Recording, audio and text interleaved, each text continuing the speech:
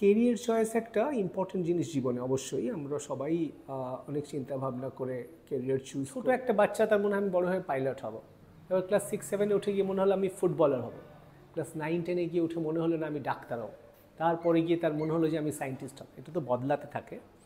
তো কী চাইছে মানুষ আজ, সেটা কাল গিয়ে বদলে যেতে। হয়তো মানুষটির কোনো রোল মডেল আছে, যে আমার পিস্তুত দাদা নাসার সায়েন্টিস্ট, আমি সায়েন্টিস্ট হতে চাই, বা আমার কাকু আর্মি জেনারেল, আমি তার মতো আর্মি জেনারেল হতে চাই।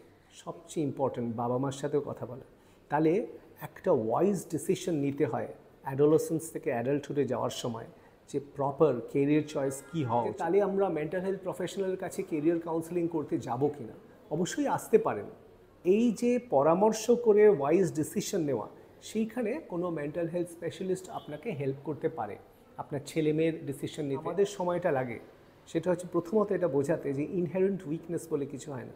ইভেন বড় বড় অসুস্থতাও যদি কারো থাকে, মানসিক অসুস্থতাও যদি কারো থাকে, সেটা চিকিৎসা করে ভালো হয়ে বড় ক্যারিয়ারিস্ট হওয়া বা একটা বড় ক্যারিয়ারে পৌঁছানো অসম্ভব কিছু নয়।